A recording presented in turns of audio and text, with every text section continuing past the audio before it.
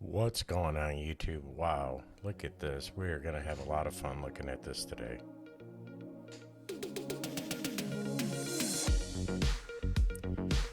This is a fidget spinner with a pendulum on the end of it, which makes it really interesting to use. It's made out of 304 full stainless steel construction, has two ceramic bearings, and it is a really fun toy to play with. It's really good at killing stress, releasing anxiety, helps you focus. It would be good for someone with ADHD or even OCD a little bit, trying to maintain control of it. It's really fun. It's super quiet. It's a really good conversation starter. You have this thing out, someone's going to come say, "Hey, what is that? Can I see it?"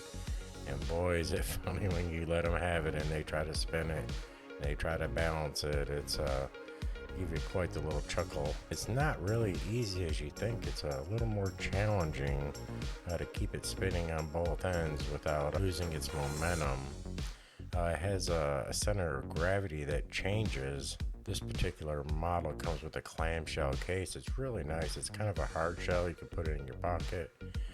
Once you fold it up and store it inside, it does really well. Surprisingly, it really protects it, so you don't have to worry about it being damaged or bent up. It's a pretty good case for it. I've been able to put it in my pocket, in my bag, and it's been really good. I think it's probably the better of the cases that I've seen. It is machined with the stainless steel, so it's much better than just plastic. And as you try to balance this around, you can really feel the weight of the metal on there.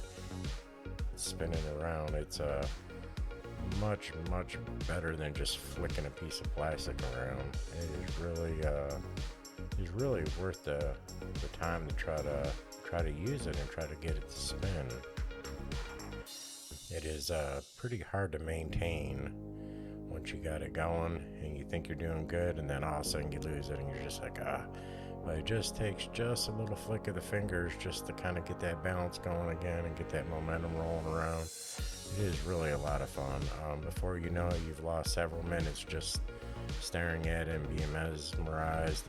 One thing I do notice, you have to have maybe a little bit bigger of a hand if you want to rotate around between your fingers. It does tend to get kind of caught if it's spinning fully extended. Besides that, I think this would be great for anyone.